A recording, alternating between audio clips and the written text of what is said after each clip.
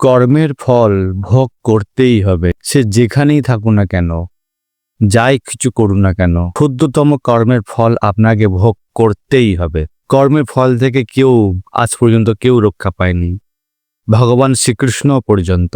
আজকে এমন একটা সত্য ঘটনা আপনাদেরকে বলবো, সত্যি বলছি গায়ের রং কাটা দিয়ে উঠবে, একদম সত্য ঘটনা। দেখুন, আমরা যারা কাউকে দুঃখ দিচ্ছি, কাউকে কথার মাধ্যমে কষ্ট দিচ্ছি, কাউকে হৃদয়ে আঘাত করে কথা বলছি, কাউকে প্রতারণার ফাঁদে ফেলছি, কাউকে যন্ত্রণা দিচ্ছি, সব কিছু জানবেন অটোমেটিক ঘুরে আসবে। ছলচাতুরি করলেন, ঘুরে আসবেই। কারো টাকা মেরে দিলেন, ঘুরে আসবেই। সূক্ষ্ম বিচার, একটা কাহিনী শ্রবণ করাই, একটা ঘটনা শ্রবণ করাই। এই সত্য ঘটনা, এই মহারাষ্ট্রে ঘটেছিল এই ঘটনাটি। এক দরিদ্র ব্যবসায়ী ছিলেন, মাখনের ব্যবসা ছিল তার। মাখন বিক্রি করেই তার সংসার চলত। কিন্তু আশ্চর্য ব্যাপার দেখুন, মাখনের 1 কিলো করে করে ওজন বানাতো, বানিয়ে মেপে তা বিভিন্ন দোকানে গ্রামে বাজারে ব্যবসা করতেন। ওই দরিদ্র ব্যবসায়ীর বাটখারা কেনার পয়সা ছিল না, যে বাটখারা, যে 1 কিলো ওজনের বাটখারা যে মেপে একদিকে এক পাল্লায় মাপবে আর একদিকে মাখন রাখবে, এই বাটখারা কেনারও পর্যন্ত পয়সা ছিল না। সেই দরিদ্র ব্যবসায়ী এরকমভাবেই মাখন ব্যবসা করতেন দিনের পর দিন। কিন্তু সপ্তাহে একদিন যেতেন শহরে একটা দোকানে সেই মাখন দিতেন। মাখন যা বিক্রি করতেন ওই দোকানে, উল্টে যা পয়সা লাভ করত, সেই টাকা পয়সা দিয়ে সারা সপ্তাহ বাজার হাট করে নিয়ে আসতেন বাড়ির জন্য।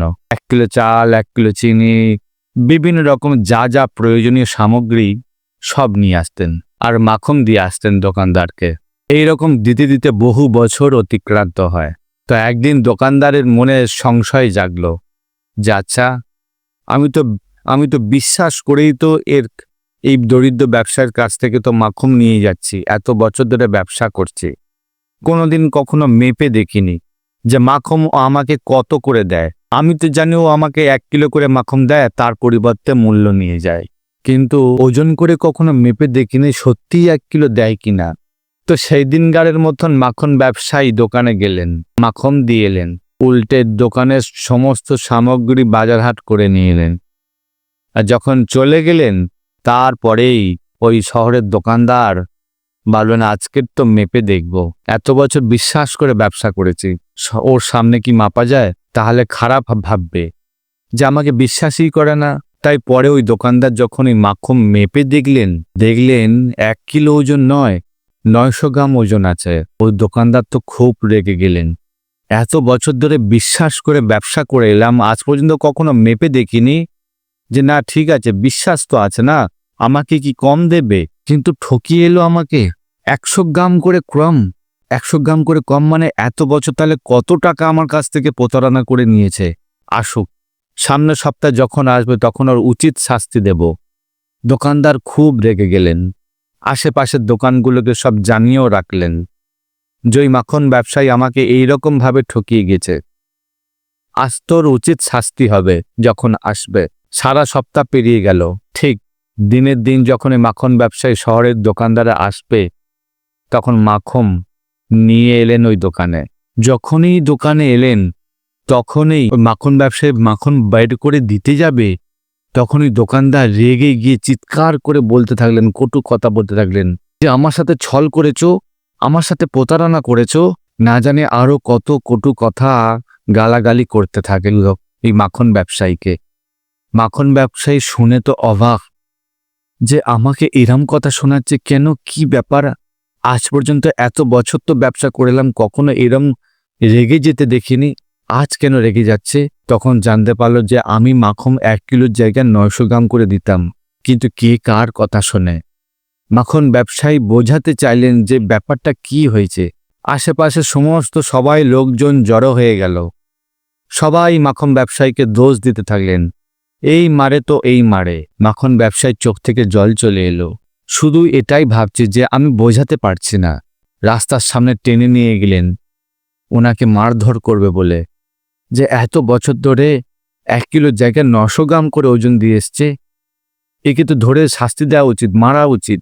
সবাই যখন মারতে যাবে, তখন এই মাখন ব্যবসায়ী কাঁদতে কাঁদতে ওই বাবুর চরণে পড়লেন, ওই দোকানদারের চরণে পড়লেন যে আমার একটি বার অন্তত কথা শুনে দেখো, আপনারা সবাই আমার একটি কথা শুনে দেখো, তারপর যা শাস্তি দেওয়ার তাই শাস্তি দিও। তখন দোকানদার রেগে মেগে বলেন, ঠিক আছে, বলো বলো, তুমি কি বলতে চাও, বলো দেখি, কি প্রমাণ করতে চাও দেখি। তখন ওই দরিদ্র মাখন ব্যবসায়ী বলতে থাকলেন যে, বাবু, আমি এতটাই দরিদ্র, এতটাই গরিব, আমার ওজন করার যে বাটখারা সেটা কেনারও পয়সা ছিল না। আমার সংসারে এতটাই অভাব, এই সামান্য ক্ষুদ্রতম ব্যবসা করে সংসার চালাই, বাটখারা কেনার পয়সা নেই। বাবু, আপনার কাছে সপ্তাহে একদিন করে মাখন দিয়ে যাই, তাই যখন মাখন দিয়ে যায় তার পরিবর্তে 1 কিলো চাল, 1 কিলো চিনি, 1 কিলো ডাল এরমভাবে সারা সপ্তাহ বাজার করে নিয়ে যায়। বাবু, আপনার দোকান থেকে যে 1 কিলো করে চিনি নিয়ে যেতাম, ওই চিনিটা এক পাল্লায় রাখতাম আর আরেক পাল্লায় আমার মাখনের তাল রাখতাম, মাখনের গুলি রাখতাম। যে আপনি যেহেতু 1 কিলো চিনি দিয়েছেন না, তাহলে 1 কিলো ওজনেরই মাখন হবে, তাহলে 1 কিলো চিনি এক পাল্লায় দিতাম আর 1 কিলো মাখনের গুলি অন্য দিকের পাল্লায় রাখতাম। এইভাবে মেপে মেপেই তো আপনার কাছে এরমভাবে ব্যবসা চলছে আমার বাবু। আমার এখানে কি দোষ আপনারা সবাই বলুন, যারা আমায় দোষারোপ করছেন। আমি তো প্রত্যেক সপ্তাহে এনার কাছ থেকে মাল নিয়ে যেতাম, সেই মাল একদিকে পাল্লায় রেখে আরেকদিকে মাখনে গুলির রাখতাম, এইভাবেই দিতাম। বলুন এখানে আমার কোথায় দোষ?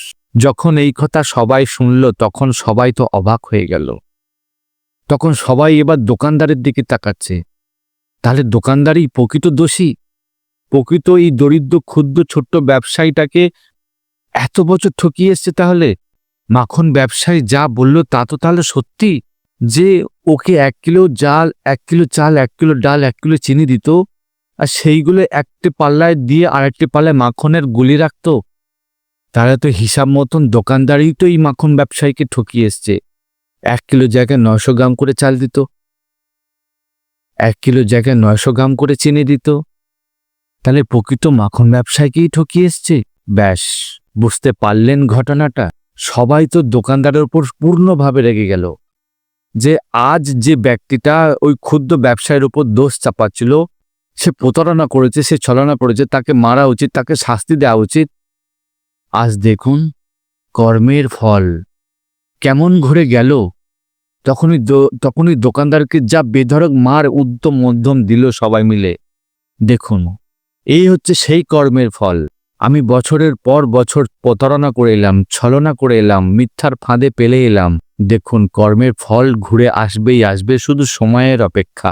আপনি আজ কাউকে দুঃখ দিলেন, কাউকে কষ্ট দিলেন, কাউকে যন্ত্রণা দিলেন, একটা দিন আসবে যা আপনার 3 গুণ তা সহ্য করতে হবে, 3 গুণ আপনার যন্ত্রণা ভোগ করতে হবে। সামলাতে পারবেন তো? পারবেন তো সামলাতে? ঠিক এই দোকানদারের মতন যেন না হয়ে যায়। খুব সাবধানে থাকুন, কর্মের ফল ঘুরে আসবেই আসবে।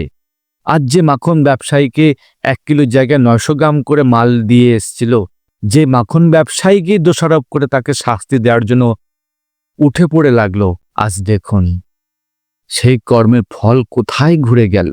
বুঝতে পারলেন? তাই আসুন আমরা সবাই মিলে খুব সাবধানে সৎ ব্যবহারের সাথে, সৎ মিষ্টি কথার সাথে, সৎ আচরণ করে যেন সবার সাথে চলতে পারি, এবং কোনো রকম কাউকে যেন প্রতারণা, ছলনা, মিথ্যা, হিংসা, নিন্দা, অহংকার এইসবে বসে যেন কাউকে কষ্ট না দিই, কাউকে দুঃখ না দিই, কাউকে জ্বালা যন্ত্রণা না দিয়ে বসি, কাউকে ছলনা যেন না করি। তাহলে এই হিসাব আপনাকে চোকাতেই হবে, 100% চোকাতেই হবে। এই কাহিনী একদম সত্য ঘটনা। তাই আসুন আমরা সবাই মিলে খুব সাবধানতার সাথে এমন কর্ম করি, পরবর্তীতে তারই নাম যেন গুণাগুণ হতে পারে, তারই নাম খ্যাতি যশ যেন বাড়তে পারে, এমন কর্ম করে যাই। নিজে অমানিনা মানদিন কীর্তনিয়া সদাহরি। নিজে মানহীন হয়ে অন্যজনকে মান দাও, অন্যজনকে সম্মান করো। কোনো রকম ছলনা, দুঃখ, বেদনা, মিষ্টি কটু কথা, কোনো আচার ব্যবহারে যেন কেউ যেন দুঃখ না পেয়ে বসে। ব্যাস, এইটুখানি সতর্ক থাকলেই যথেষ্ট। কেমন লাগলো এই কাহিনীটা? যদি ভালো লাগে তাহলে বেশি করে শেয়ার করুন। আর এই রকম সুন্দর সুন্দর লীলা এবং কাহিনী স্টোরি শুনতে চ্যানেলের সাথে যুক্ত থাকুন। ভালো থাকবেন, সুস্থ থাকবেন। হরে কৃষ্ণা।